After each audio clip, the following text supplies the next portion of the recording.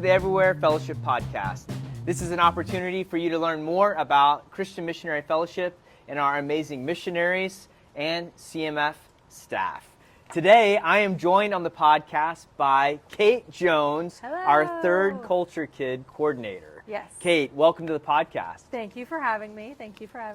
I want to ask real quick, what in the world is a Third Culture Kid? We often use the acronym TCK. What is a Third Culture Kid? So, a TCK, a Third Culture Kid, there are actually still some missionary kids, TCKs, that actually prefer missionary kid. Mm-hmm. But the reason that we as in the TCK missional community kind of went towards TCK is because then it also encompasses even military kids. It's that your parents have a different culture than you have, and so then that overlaps and makes that third culture. It's that, you live in a different place. Yeah. So you're not necessarily from that culture. Absolutely. You're not necessarily from your parents' culture. No, and you kind of created this other third culture where it's just things that become natural and seem just culturally like how it should be are not the same to your parents.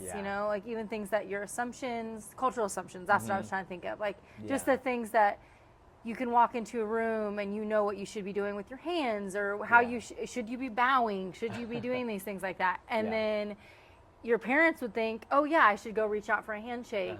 And then you're sitting there thinking, well, actually the first thing that comes to me is to kind of nod or to give a respectful elbow hold or whatever that may be. Right. And so it's just that innate feeling inside of you that's going to be different than your parents. And so it makes relating hard sometimes, but there are also really a lot of things that you can do to communicate with your or a TCK. And I think that's part of why I have the role that I do, is just trying to help figure out what is a TCK. What does it look like for my kids to be in a TCK in the different environments so for you, that we're you representing. that you coordinate a lot both for parents and then also for the children of our missionaries. Yeah, absolutely. So sometimes my job, I come in and it looks like homeschooling resources. Sometimes it looks like talking to our college age TCKs. Sometimes it looks like talking about transitions, and sometimes it's just the joy of a new mom and just realizing, wow, this looks a lot different than if I was having this baby in the States, or just different things like that. So just those questions, and it doesn't always mean I have the answers, but me having the role means that I can make those connections or kind of pair them up with a mentor, or even just pair them up with a mentee. If I see some really amazing strengths in some of our TCKs or in the parents, and just say, hey, would you mind reaching out to this person, or they're kind of struggling, obviously with their permission of sharing, but would you mind to reach out and see how they're doing? Or if you can, when they were talking about their specific struggles, it made me think of you, and I know you've gone through similar things. And so that's really amazing. I really appreciate you leading out in this role and being kind of our first Third Culture Kid coordinator ever in the history of CMF. I feel pretty honored, honestly. Yeah, it's really amazing. Now, as you think about the church maybe here in the United States, where do you see kind of the one or two blessings or benefits of having Third Culture Kids be in and a part of the church? Yeah, there's so many. Even just thinking about, before this podcast, just thinking about just the many gifts that a TCK brings. I mean, even just thinking about the conversations I've had this week with just the connections that are made with the TCK, and they are used to kind of networking and kind of thinking about things from a different perspective, and also just being culturally relative and culturally sensitive. And that's just been something that's really been beautiful to see. It really is. They're an invaluable resource if you will actually take the time to get to know them, and also not just assume that they are one way or the other, just to be like, what skills do you bring to the table, just like you would with anyone. But that list is pretty diverse when you're thinking about a TCK in your community. When you think about ways that you suggest guiding families with transitions, what would be one thing that you say is the top of the list to help some of our missionary families when they think about transitioning their kids either to the field or if they're having to go back to their home country for a furlough, a sabbatical, what are some things you often suggest for those transitions? Yeah, I mean, a community is great. And I know that it can be really hard when the parents don't even feel like they have a community and what that looks like. But I think a really big part of it is even just in your question of just that home culture isn't a home culture to the TCK. That doesn't feel like they're going home. It feels like they're going to your home sometimes. And what that looks like is sometimes like expectations, whether they're put on by the parents or by themselves, that they have to survive there, thrive there. This is something that's a place that's special, even if, you know, your TCK is going to school in California and you're from Idaho, like it's still like the United States is kind of your place sometimes. And this is, and that's the thing with TCKs as well, is that the two are not the same. It's I kind of made the analogy today even that it's like when you hear that you have a teenager at home, and what that invokes in people can be very different things.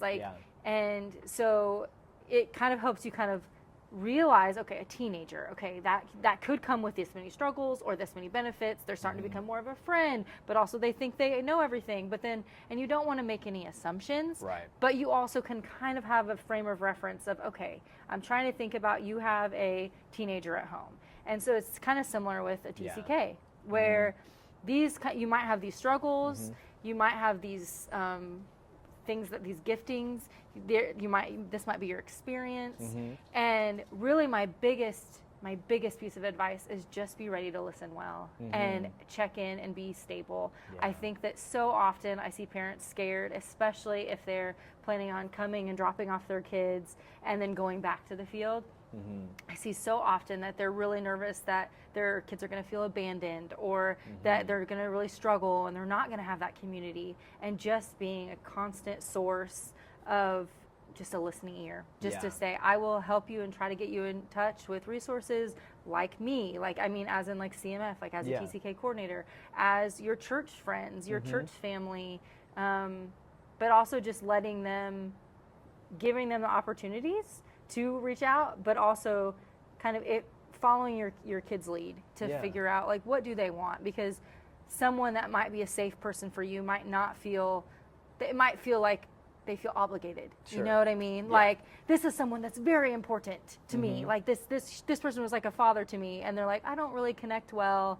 But also at the same time, it's really nice to have those kind of resources and connections when it's like, hey, we have a week break. I'm not going to fly internationally for a week. Right, they're going to stay there. Where do I go? What do I do? And then also just thinking about, you asked about churches earlier, like having a list ready for those people as options to say, hey, we've got these people that we can be as hands-on or hands-off as you want. Do you want a bedroom and we can like help you with meals, or you can go out, or would you like to just have a meal with us? Would you like to just have some people that are investing in you, you know, giving them the options, kind of letting them check out their speed, because transition is hard. And if you think about yourself transitioning in a role, sometimes you want to be surrounded by people, and sometimes you're like, actually, a week where I'm having to eat every single meal with someone and having to have those conversations while I love those people or I like these people, it's exhausting. Especially if you're an 8-year-old. Yes. Yeah. It could be a struggle. Yeah. We talked a lot as a family. You know, we served in Ethiopia with you. Yeah. Kate and I were teammates in Ethiopia we for a number of years. Yeah. My wife and I, Erin, and our 3 kids serving in Ethiopia. Awesome. We did a couple of different trips back to the United States. Sure.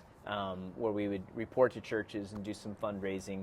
And during those trips, we would always talk about, we got to pretend or kind of play being Americans. Sure. And then moving back in 2017, we had to figure out how to be Americans. And so that transition was definitely hard. And there was a lot of conversations, a lot of tears shed, but it was a lot of figuring out, how do we navigate the world and this country that's supposed to be very familiar to us in a way that was very unique for our whole family, but particularly for our 3 kids. Yeah. So you mentioned something, though, too, also with transitions, and that was transitions for families of college students. Sure.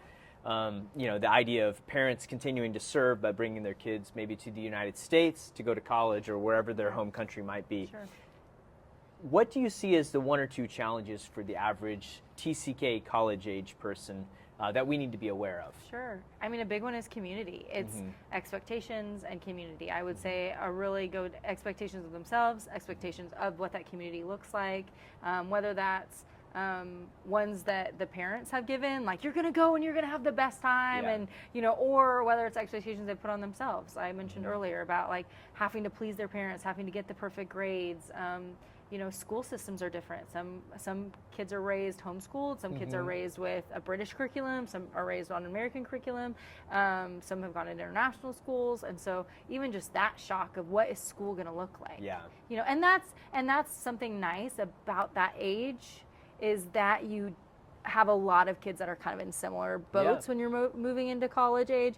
But the unique part is their support system could be a drive away. Yeah. And whereas TCKs, their support system might be a plane ride away, or not something that they can do. And so what does that look like? Working on communication and expectations, and talking to people that have done it before you, and being realistic. I think that's the key thing. And realistic beforehand and realistic during, and then even afterwards, like not feeling like your TCK has to sugarcoat anything for you. And having those few safe people, because obviously if somebody comes home and you ask them how their day has been, like you want them to be able to share vulnerably and authentically, but you can't. I wish it was a reality, but it's not a reality where you can just tell every single person that you're like, this place sucks and da da da da da. When in reality, it could just be transition too. Sure. It's and reverse things you would shock. never say. Exactly. Things Or that just you would culture never shock. exactly. Yeah. Things you would never say, or they can look different, and just to give them realistic expectations of who do I go to when America's not what I thought it was going to be. Who do I go to when I'm having a really bad day and I need someone to just tell me it's going to be okay, or I'll just sit here and listen to you, All right. And Well, so, community and communication, those are the two kind of key pillars for transition for folks. Okay, last question. All right. What's your favorite thing about TCKs? Oh, I have a million, honestly. So and I'm not just saying that for a podcast. Genuinely, I really do. I felt like even before, when you asked me to do this podcast, honestly, I was nervous because I love TCK so much.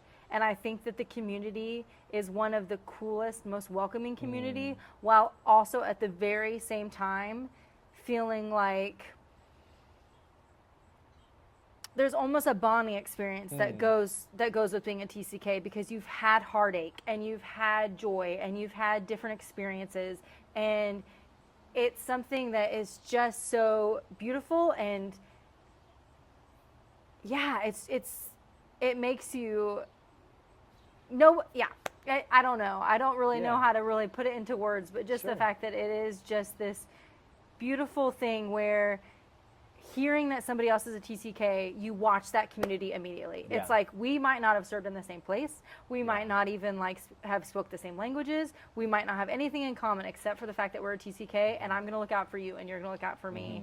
And even if how you felt about being a TCK is different, there are some people that really don't love that being a TCK is something that they are. Yeah. And there are some people that wear it like, I just want to shoot it from the rooftops that I'm a TCK. Here I am. Let me talk about being a TCK. Yeah. And some people are like, if I never hear the word TCK again, sure, I'd be happy with it. But both sides of the spectrum come together, and when they hear it, and they're like, we've got each other's backs. And I think that is something that is just beautiful. Well, thank you for caring for our TCK so well. Kait Jones, you rock. Woo-hoo. We are so grateful for you and the ways that you serve EMS.